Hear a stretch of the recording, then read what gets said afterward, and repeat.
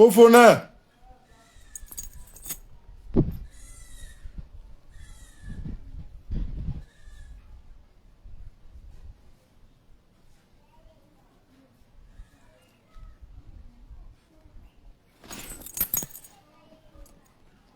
Les hommes, c'est le repos maintenant au début.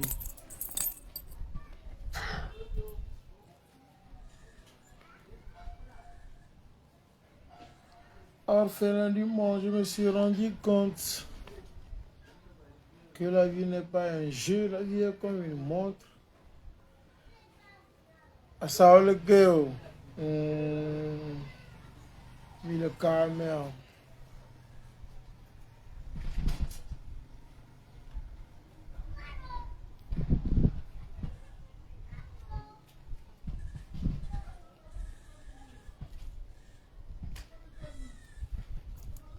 Où faire.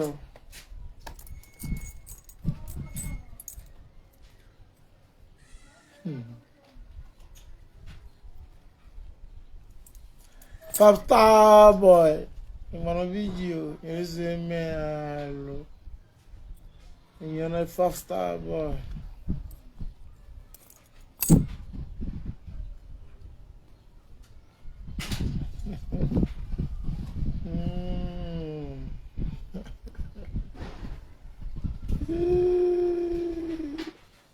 Il baisse vite tambo, il partage direct à bien tourner bien na simbele kame. Pe diriger le kame.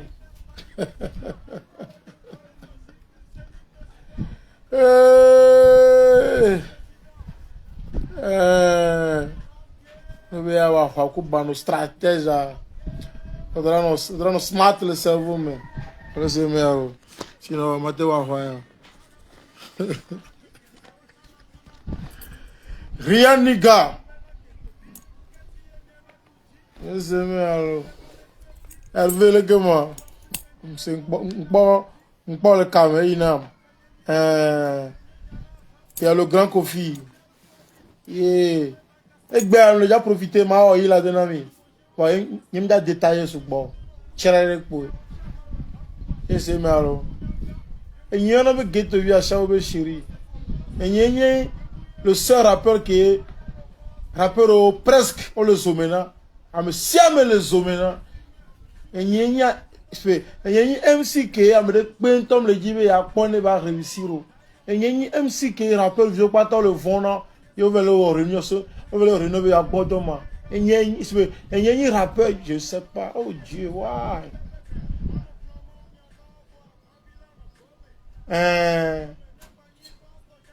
Ah ouais, les mots sont arrogants non va. Aya va khauto yo yin. Ole se melo. Mo motive so gbon da ro janta ba gble mu. Donc nous mo so gbon ro janta ba gble me ya. No po gbon o dra vone. Ole se melo. Hervé Kondo. On fond no yore la. On fond no yore. Le khoro po vile. Yekuro bébé vigne le rabazu kami 1 million. Amo dans le pomme te le cheku. Et je le veux amo. Oh ja why?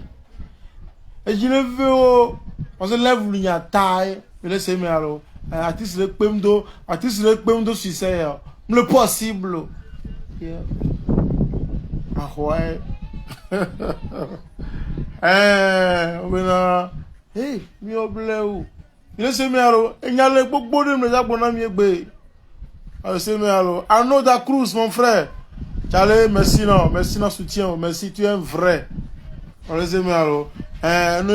le sommes comme nous pouvons pas mon faux éloigne-toi d'eux. C'est alors. Arnaud Cruz, tu es un vrai. Oui, il y a des mains. Et il c'est alors. On veut Banois, on veut L'Ora 1 million de vues. À mon le bidji. Mais featuring, on veut que tu seul, ne pas faire 1 million. Mais featuring, oh, on vit bien avec on. Mais il y a tout comme il y a un autre ami, non, bon, il me sait comme. On veut une couleur ami au fit.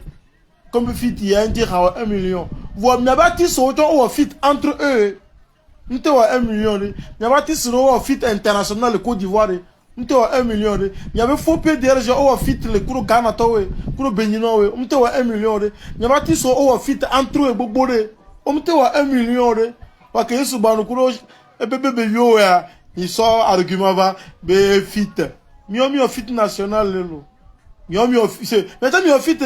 Amuda vient voir fit et va mi 200 000 views. Hein? Rappeur adore fit rentre et va moi. Fi anke mi dira blond. Amen ye lève linya taille. Mi matin le possible. Na me de fond quand oui pour ya gbli magie ya quoi une nuit. Il a deux problèmes pour esprit maléfique. On les aime alors. Amen gogo le gbe anu veve le wo ma te gble na mi o. Amen gogo le zo me na me gbe a.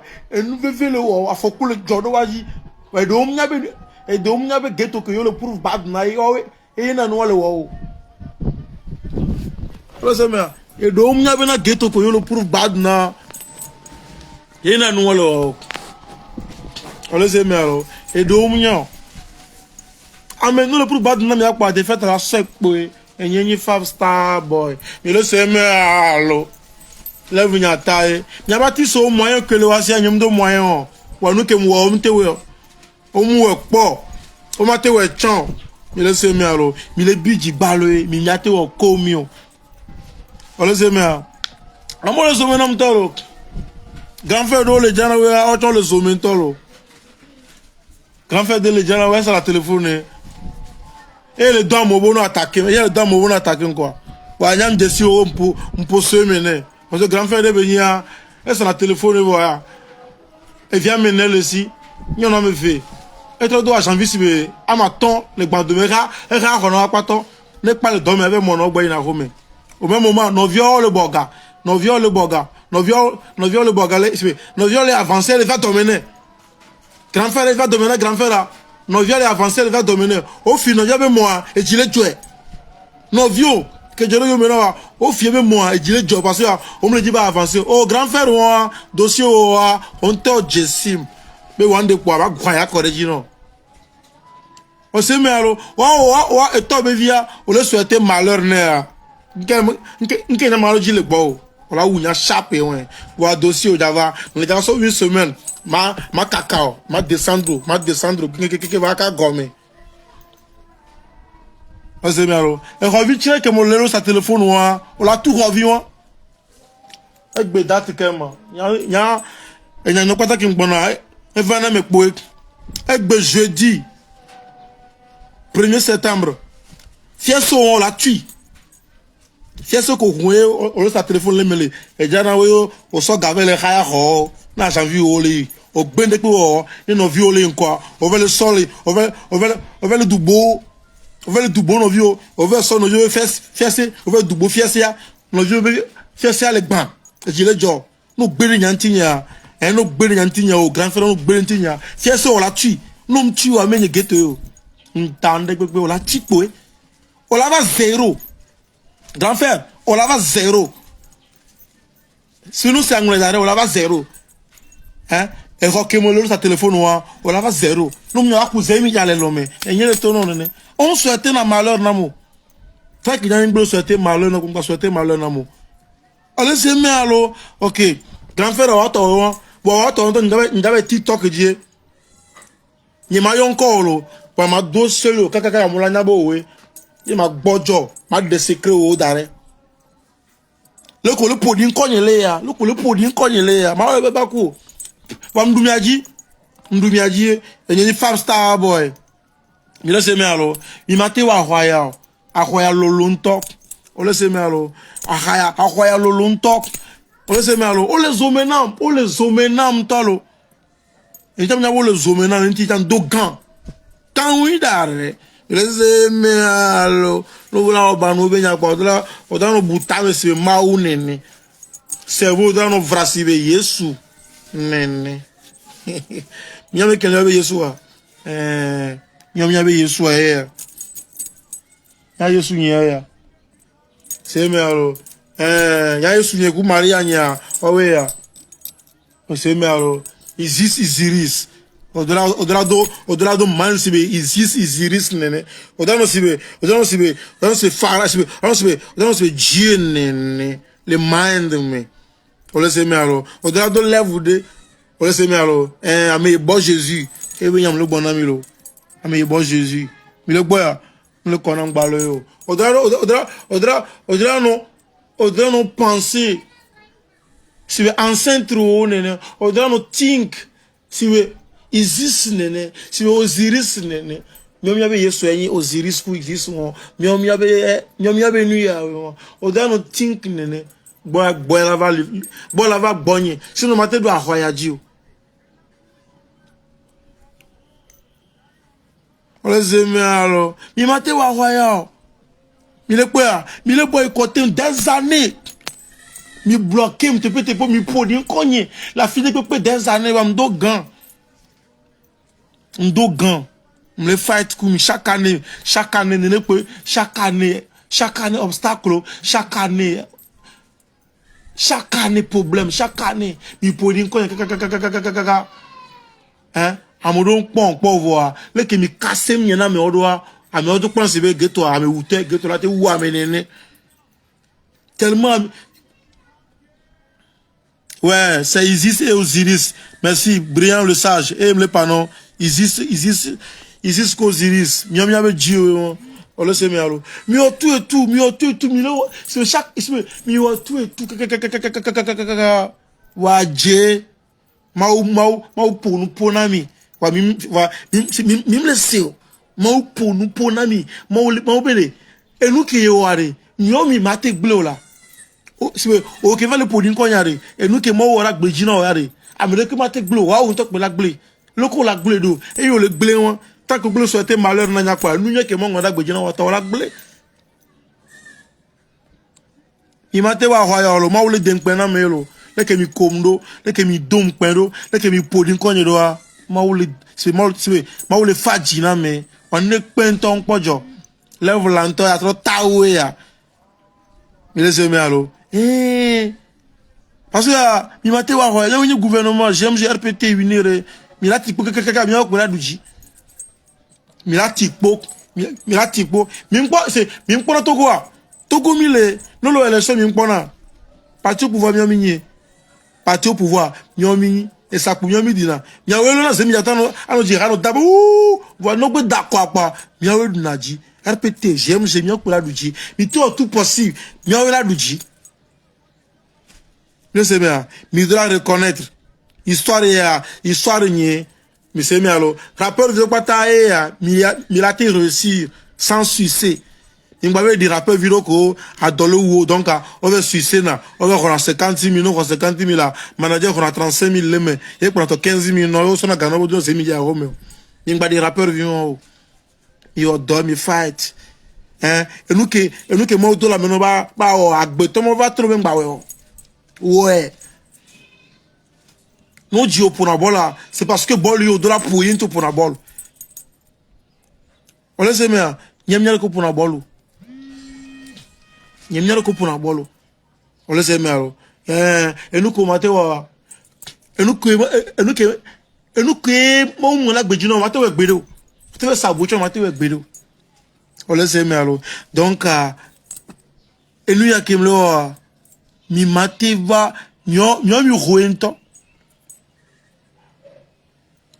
on se met alors mi huento rappeur vieux il y a deux vagina mi la blo on succès mi il y a deux visibilité hein il y avait rappeur ko le binu me le filles le binu me to gwa on fit entre eux on peut 500 000 vieux donc OK et ya mi bena ke geto fit ku lora enti gaye enti son 1 million bon il y avait rappeur on fit entre eux alors donc alors ça on va pata mais ouais et on alors, c'est bien, je m'attends pour dire que je suis plus intelligent que vous.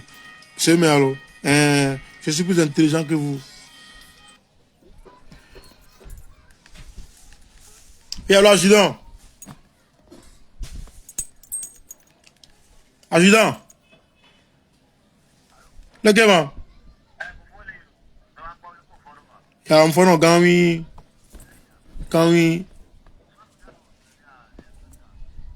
Man of.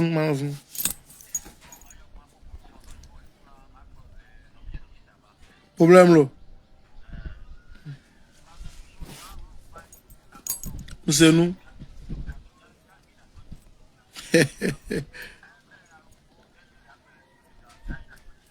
Vrai. Elle est dit. Elle est dit. Mais laissez moi alors. Mi Mathéo. Rappelle qu'on le da pas. On le da pas. On le da pas. Rappelle que moi pas. Les Togofiers. Il y a un feat entre vous, deux Togolais. Deux rappeurs. Un feat. 1 million. M'leo.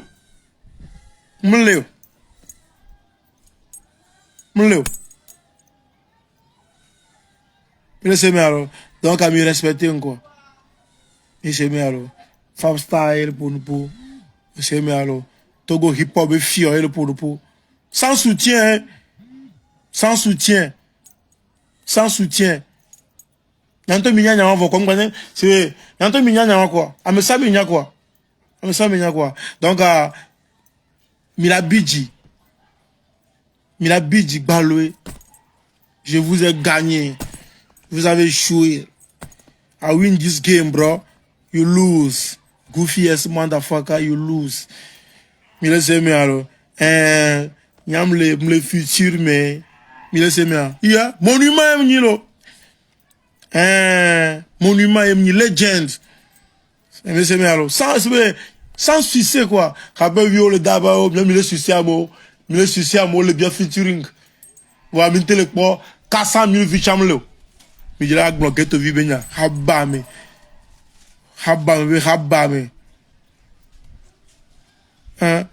Bon, hey, maintenant on va je sais mais alors, il y a level up lo. Milabidji balo. On est maintenant mignon. C'est mais alors, un maintenant mi. YouTube ga balé YouTube a jina ngbe. C'est mais alors, Milabidji balo. Je sais mais alors. Mi avait là un gouverneur rappeur au Yazin. Nyanyim le gouverneur me dépôt. On le a mis 50 000, il veut le dire à le palais. Oh oui, c'est on l'a mis 50 000, il veut le dire à le palais de congrès. Mais il y a pas Habanou. Mindo level yuri. Il est aimé alors. Habame. Depuis PDLG, depuis 7 ans, il a toujours 27 000 vues. On m'a te comparé avec vieux Bagbonola. Pas coué là. Il n'y a pas gang. J'aime, j'ai écrit Papa Gang. Je sais, mais alors. Il m'a dit, je sais, mais alors. 1 million. Non, pas voir. T'es maintenant que, il y a 2 millions. Dans son fion, mais je peux te voir. Banoué, mais je sais, mais alors. Favstar. On le dit, on le dossier auto. Je sais, mais alors. On le dossier auto. On dit, moyen de quoi.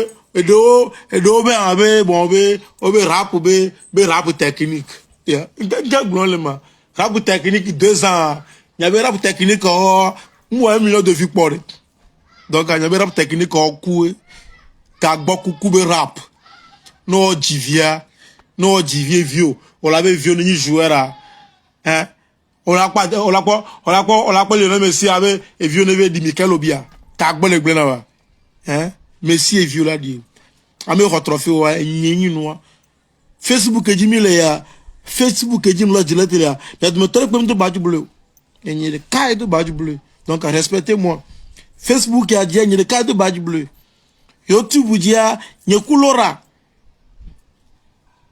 enyi rappeur v quoi millions de vues hein le moment tireme. Donc, je dois respecter, je dois give respect na bano.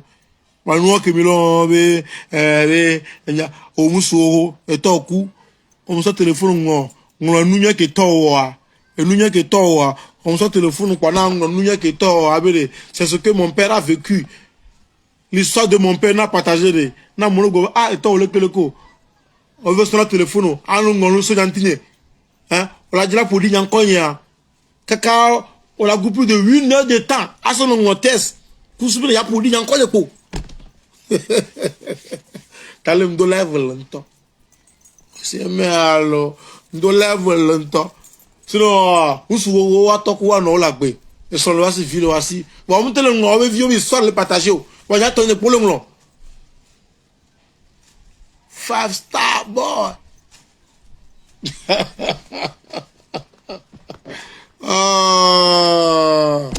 Mia me do mi le. Mi la be mi ja clash. Mi na get au pic. Ne mi na pika. Parce que nous n'en pique de cam là mais c'est 5 de nous n'en pique de cam am 5. Il y a 3 croisés na bras. Ano Gestapo. Ana ko ben kele ja jom. Vivian ne mi mi da. Ne mi n'en pique ne mi n'en pique vivien pas. Ne me se pique. Il y a un travail encore. Il veut son téléphone, il y a eu un mot que j'ai ma. Negu, baguette vie, mère. Baguette vie, elle a comme ça, problème, elle est clashée. Oh. Bon, commencer à. Faut terminer. Hein? Eh, à me servir, il y a une histoire, il y a des pembalo. Il y a comme il y a une histoire montée de toutes pièces. Il y a salé, maja. Vous ne me donne contre quoi? Me donne contre-attaque pour et qu'on veut savoir le pouls de ce ma qu'est-ce qu'on fait à que me quoi le tape là il y a causé problème là il y a mon contrat d'arrêt il y a un croisé bras à Jamal et nous tiens le bon le petit pa la pointe sera tek pas je me chou et un konanu et on a rêvé mais ça quoi et on se rend de quoi grand ngono gang et la bosse sur le téléphone. Il a mo n'a pas beaucoup que tu le bien pas que ton âme elle n'en pique mais pique qui aime le nom pas qui il le nom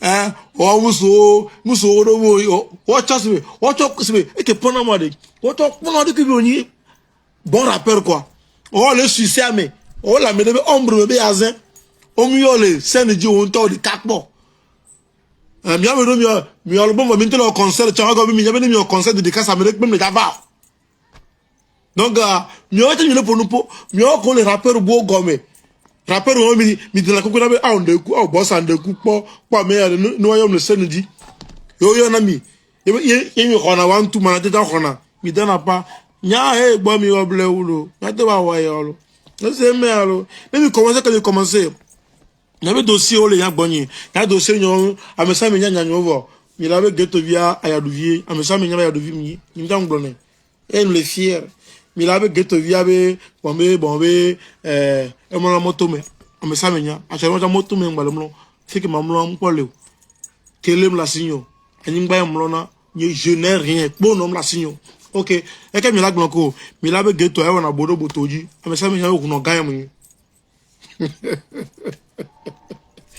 c'est mal à ça mais OK mi la be bon owe enya o le mo e po ya dema ya ya dema enya ni nya simbe ya dema mla sikbe aji mi la pour ware na ga me so mi la ba bi on gawe ya do nu bon ni mi la va il les aime alors Véro la militaire logo fondo obenga bon nous vide là habba me mais les amis alors on le monter nous quoi on le tout possible 5-star boy maou vrai akwa beni les amis alors et nous que moi on a gojino avec moi tout yo manda nous que le manda mais subo c'est mais alors ordinateur le cerveau mais c'est 150 milliards d'ordinateurs le cerveau mais oh le cas doit reagir yo bleu ame boy so mi le boy lo et Osiris et Osiris ici family lo on ga mi yo bleu lo mi yo bleu mi a ko ta le so maintenant ma me grand frère que me le jana we no quoi si a mi kume le jeunesse mi to menene mbatte le dano M'battre le dents, et volopo, ne TikTok qui dit ghetto benya, et strong ghetto benya, et va changer quoi ta ghetto benya, hein, et gbe ma boga, ne wa dovilia flous na nyonu, ne wa dovilia flous na nyonu, ne no viole nkwa, avec du bon no viole fiese le blé, et jile jo, no viole, no viole ntolanya, au grand frère avant du bon no viole bon reçu, il est qu'à reçu ne, on va ne bien les gars. Bon, non, dans le bogachan. Nous nous bime. On coupe les jets, on tourne les bananes. On va les dames ou le commentaire au gomme. Quand on se le fait, les gars, au commentaire. Quand on se le fait, au commentaire. On l'a tout fait, c'est moi. C'est on l'a tué. On l'a tout fait, c'est moi. Il y a des non, on l'a tué, tiens. On les zoome dans le temps, parce que, ouais, au dogora, au prouve. O iboko no boy hunu ogbo pe nu manyo na mo pe matero ngbo do menu yakom wa omnyima wo o le se me aro omnyima wo ma o décider autrement e gbe am le temen now le pepper them e le se me aro e gbe am le pepper them wa te wanya so novio grand frère ya o so novio ko ve dubo ye fiese ke be ko le sa téléphone a o ve dubo yebe fiesa ngbalé marché o se no vieux ya so de delo on a tout fieso on a cousin mi yale lo me fie quand on la nya bena on pe na nyakuro banu o le se me alo azui o lo ko la be sabobe be fiesa ni nko a o mnya wa ya asabobe no vieux tonne blé no vieux to be via Tobe via et qu'on fait ce là encore qu'on peut ya tondi on va sabo on va doubo faire ça et nos vieux faire ça le poya et il est jo tout au bana zande ya tout au bana la payer vous avez alors la payer il les hommes il a payé à me semble que les hommes quoi il a payé il y a que le bana mia on le tout possible à chim là ouais le possible on contrôle n'avons GMG il faut contrôle là oh attends le bout réseau baba le bout réseau suceur le bout réseau c'est meilleur il y a mis le redina royal tant oui direct America que le game ameni Babylone et si vient ennuyé m'a attaqué le coup est dogo so rappeur on a dormi non que on va boire de la champagne on a et mais on a envie de nous avoir des photos à partager hein obe galé aussi mais t'as si galé rappeur on a juré non pour nous le aussi business que on y a pas business là Nigeria touche à ta le donc on a au de la chimie qu'on a inga mi amile we mi nja mon nyo affaire que milo vous n'avez rien avec ça avec le de champagne 15 000 de champagne va le poster le Facebook be mi akpo be na yele à l'aise mi le suba monné anyingba be comment le sema de foot comment là kaka la mer avec plat à 15 000 sur le glo be on est pas be le champagne na moi planning ba na ne anyingba la moi si elle a de foot anyingba la partager be amone na la anyingba lesi mi le sema alors de pentom le wasio ils n'ont rien masque de dé on le sema alors dans oui non oui sinon on va te poser nos vieux bon comme on y a le concert à Dawino c'est au bon il baissera pas on le 50 000 manager le 35 000 mais ah ya ba nous vivre en rodé il to gagner mais alors une coup avec la l'aise à ba me vieux hein eh domaine ya m'a debi jigbere gbero lo ah mi sakariji banu njibena nyasingwe mi a boosté Vietnam via de la grimpe cha via de la grimpe cha geto lo vajane ga no cha pa ko geto lo vara be ne be le momo enyi ba no stratège mi souver le game amo na me de gwa tono jule be ni ba no stratège ya poto mene 1 458 457 vues le possible Banu mira banto. Listen me Joe. Joe. I pull over you. Samakumaku. Good. Samataku Bedeu. Still on this fucking building. Yeah, damn no. Alors le président transitaire Bical, DG Sauvé. Café à céu da vida. I will stand on top. PDG. Joe. You stand, nigga. I'm évité un clair mani président. I'm évité un clair mani président. Olimpo J. Christian président. On t'a coudé à mani président.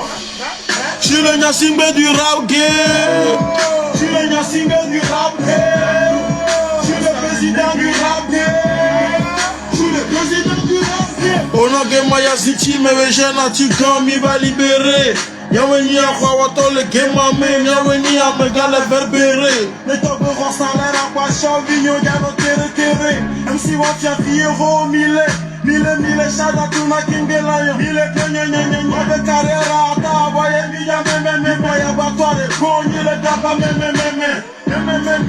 amsa le zemi janji mane ya le zabani empole wa konsekane ko wa kanona kome no passe quoi de fiama promi même si comme yonga bugete mi yamo puni yango sigabo dictature ben vous êtes fini yombe sultan qui m'a foncé dans les yombe satan qui m'a dit sauver non voici que je satan obeyoni sagubalo kuene nikolo ole jige awone mama polo ole rebebe yo java koka kweleka nyomi koka bo mile doa kwezeleka mile nkono le monde kwechik baba no mecha mi duwaji même le fort de game va favor c'est yena les tombes que les gérants sont méchants Chauvignon yena Rafa Sena mon voyage donc ayombe Sena à me vite un clair mani président à me vite un clair mani président Olimpo J. Christian président on t'a coudé à mani président je suis le Nyassimbe du rap game je suis le Nyassimbe du rap game je suis le président du rap game je suis le président du rap game shout out to my favela nigga so shout out to my laji bevu vieux kwata lembo do mena ghetto vie nous kenji yenye maduji mle kono mile mode kweji mile sumwa film et mile ko yenye la kwaji noni pharaon wa donc yenye Moïse yenye jana rap game ala ici la terre promise nous sommes avec ma casolité ma le limogé au confi sama de godo no kuso ya fifi ya ochama na kuwashi ekunyanga yena zelesi de Jova do was for dollars na pa kwebuye one shout out to ya yo boss busy kudo demo lasti odi la storm yena wo filmer tu me kabele dit dans les célestes pas mais et la couche au mer moti da control die on the throne si be Mandela wanege rapu yeso tol oh ja yum le bien aussi on encore ma kidnap le teme non le toye baissé à de pépété on no plomo nya no bo Babilano Gome nembani pasto jawa gaja jokwe jano chachi home mi dalo Gome Philosophic music.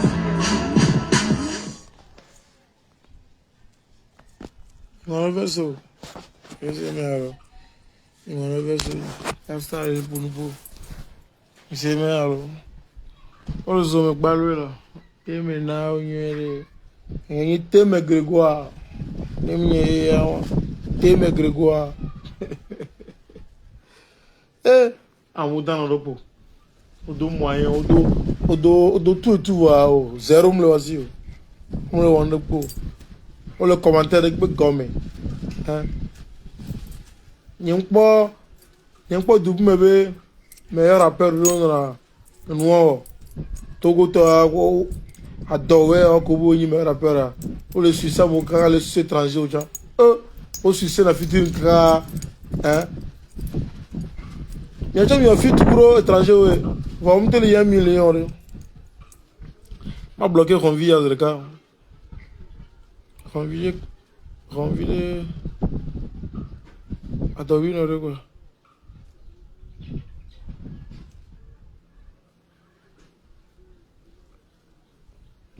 Mettez maintenant dans l'eau. Et puis c'est quoi? Et mettez. Hein? Il mettait de le Dieu.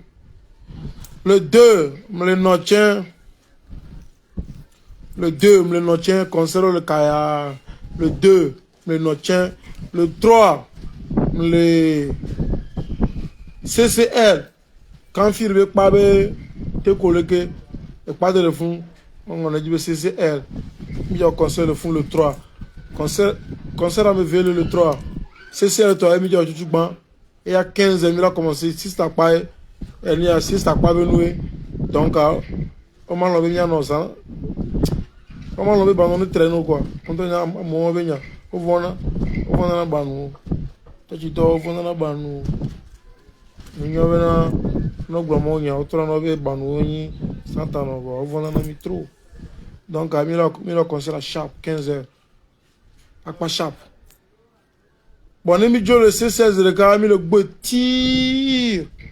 Le séminaire, kaka Bass 3, le Jagoulé. Il y a Pepper Dem le fou. Le séminaire. Foutonio, mi mano bidjo.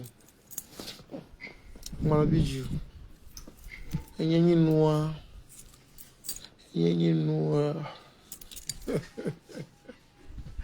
Ils ont mis dans le CV. Ya. Ghetto que yo bloqué le mot de pays ya. Ghetto pour moi ya pour ça noir. Eh va moi t'en paelo. On va au pae. On le possible. Ya. Donc à moi au banou quoi. On le coupe. Hein, on le coupe. On le donne pour rapport de vieux à Dawel, Sucero.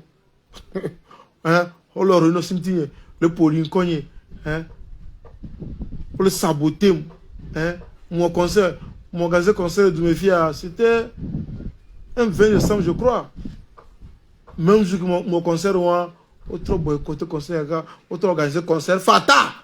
Jour, hein? Autre yo, artiste au pataréji, ça boycotté concert.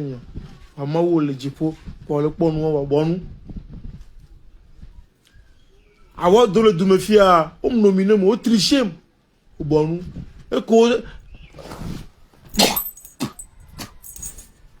E coração fuma, o sona me buo, e do coração fuma, o sona me buo, bo po san, o com kaka, on top eu do jiwa, e pa o zibutan, je bing, il le frappe, le poste de comédie, kaka, e va do niveau de on va conseiller, alors mais alors ya, então beji la moi, ya bloqué mon zireka, e baba, pianiste, guitariste, que l'on a dans le Turquie, a tenté de dans le système.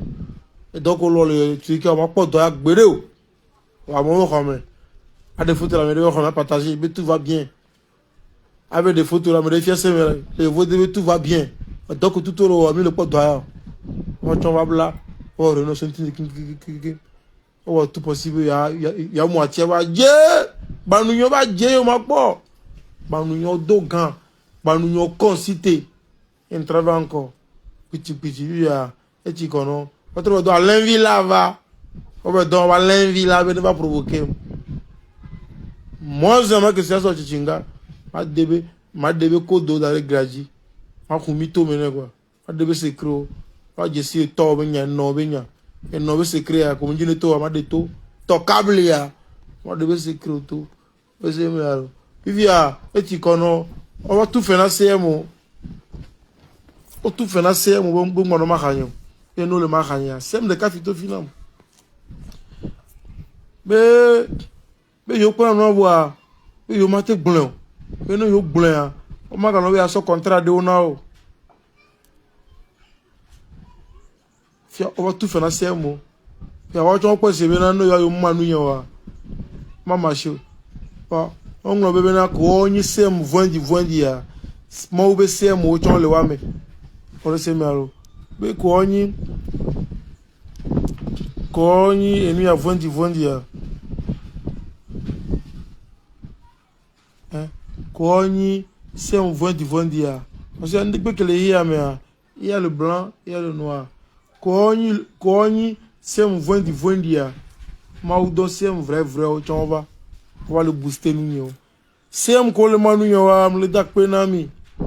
Il est semé mi maté moitié. Yeah, c'est possible. On le dit on le dit raison toro. Fifi a connait ndou aji bo. Autant le don avec élément bo on a posé son tigne. Ouais, obele rapu o 1 million de vie ma. Obele rappel on la technique. Technique yi ka wala. Obo 1 million de vie. Jezi yare. Rapu ke biona e puna duya. Tu pas ka puna duya. O nya ko le bon la xamama. O nya ko le bon la xa ko lu nya ko le bon le mo. Obele rapide. OK. Bon, vulnération. Amo rappeur me fait rappeur comme le globo unu ya. Obe mo fit kulora, enti be 1 million. Nyom yo fit, amo fit ku santrinos le fie. Wa mte 1 million. Ngami ya gno. Ya mama zeto o bunya be sevo ya. Nyate wa kwa nyoro. Nya level up nyam nyiro. Ame bu nyam nyiro. Cheme alo. Non gami obleo. Il veut n'animer bien sûr, se rallier. Elle a un ami. Sinon, mais si elle me gâte tout le monde, elle m'a dégagé. Elle m'a dégagé. Mais, for real, mais, yeah. Man, tout est au game à dire. Si que le vivien, normalement, actuellement, vivien. Et les Ghana, à Niger, actuellement, mano. Eni a piscine ba jade to e mamla ni enye kulora bazooka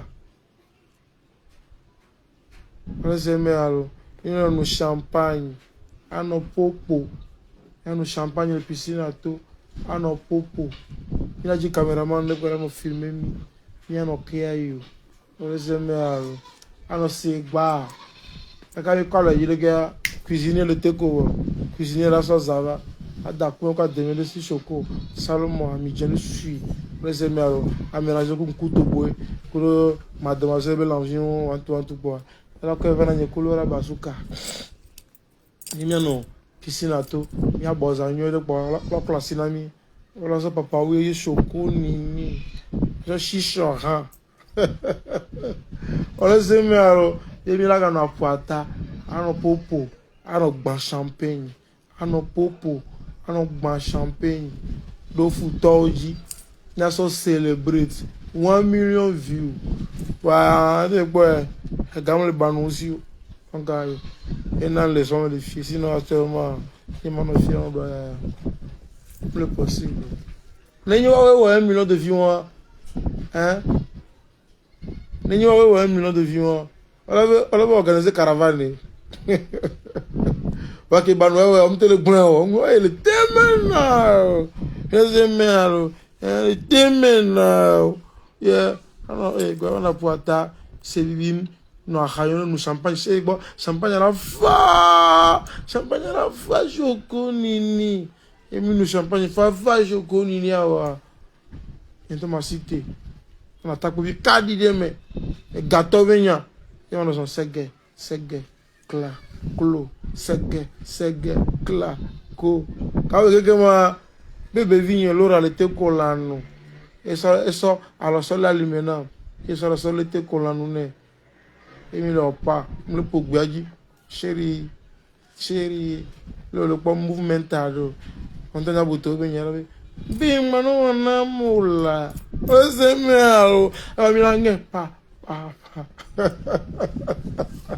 ayo do kavire me ayo a passanti a chichon a sotaga vondi a autour le doigt me a do gona fan want to alors demain na Babylone pas de que me la doit me démo je sais mais era bena me le fait d'aller cou bona bena de maula kasi jijina amede la bede he keto kolora mleja ogbanami il va de m'appeler bien ami ne me avoir je vais célébrer million a me pour le tete pas chèrement fanya ba mera va a me nyom fora nyingbaji o nya nye a me barao de ko sugbola nyingbaji o a me nyon chonle N'y a mes barreaux pour suivre nam. A mes nyota suivre nam.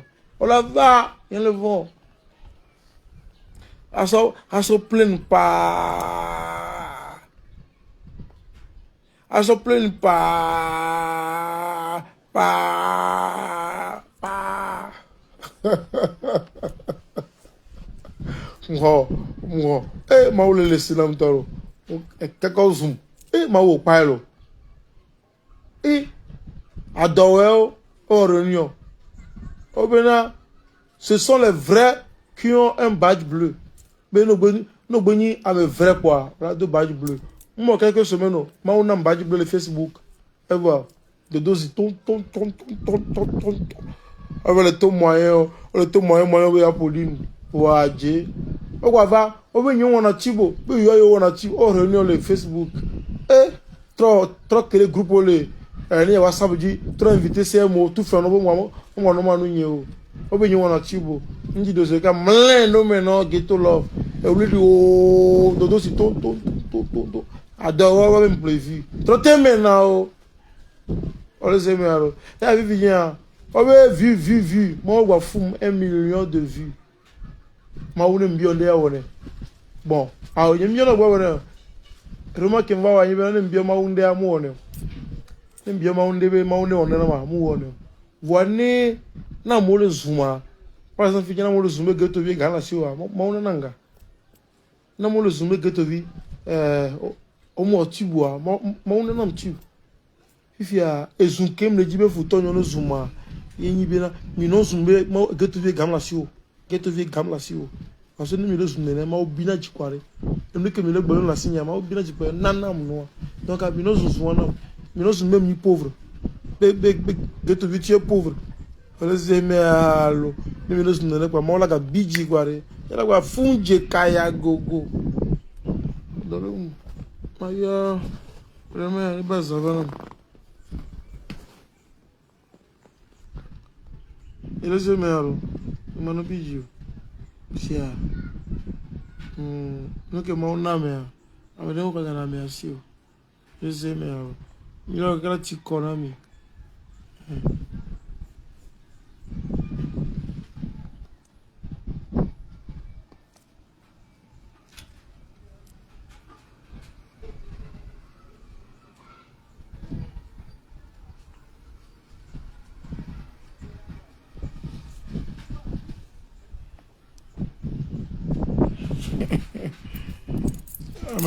Jacques Young, tu es riche. Ah ouais, gamme signaux.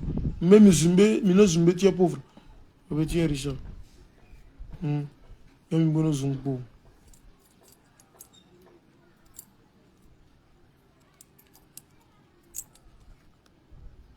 Il m'a dit yo. Sia.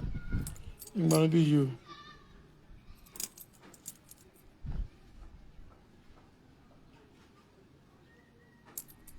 Il m'a dit yo.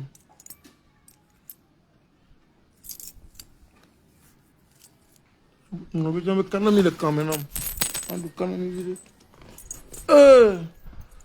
Fausta boy, avec un aïe à monter les dents là, avec un aïe à monter les pieds quoi, avec un aïe à monter les dents là, avec un aïe à monter les pieds quoi. Avec le ghetto vite tu es pauvre, vrai.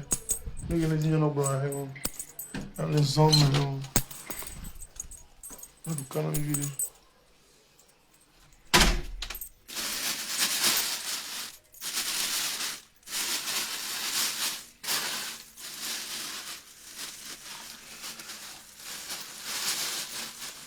Agora vídeo lá. Tchau. Vídeo. O vídeo então. Você vai no controle não. Um long terço. Já se podia encontrar invadir.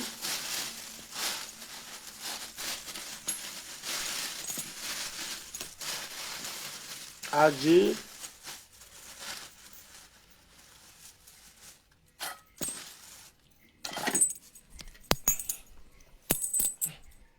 Olha o verso no tolo. Não no vídeo, monsieur.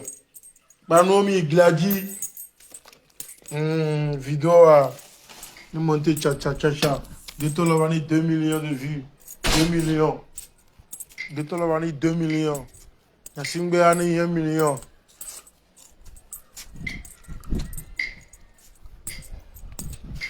Quand on la laisse de vie là.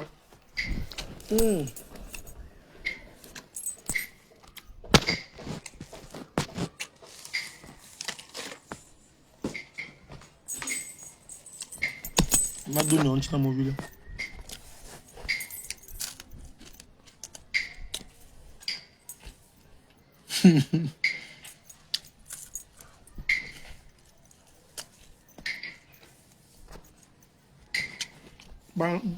Tu es pauvre.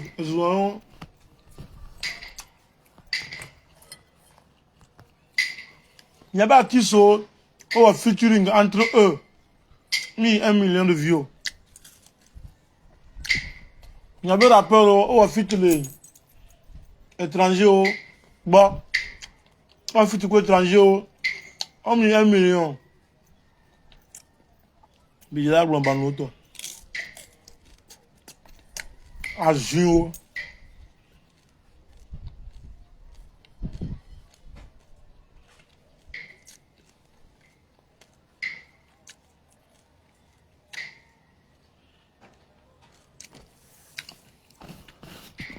Bano, ayan. No le globe na featuring ye, inti be 1 million. Mi biobele. Wabe artiste o mo featuring ga. Nketi wa tom tele 1 million. Amudo fiti wa ole pour le 13. Te peut te voir 200 000 vues jam tele yo. Amudo le mai no onto fona gba. Ana posin no be yo sion. Amudo le mai no.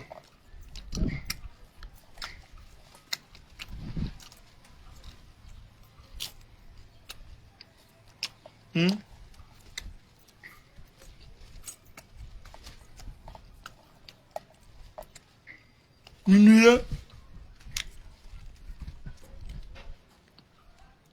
On nuit là.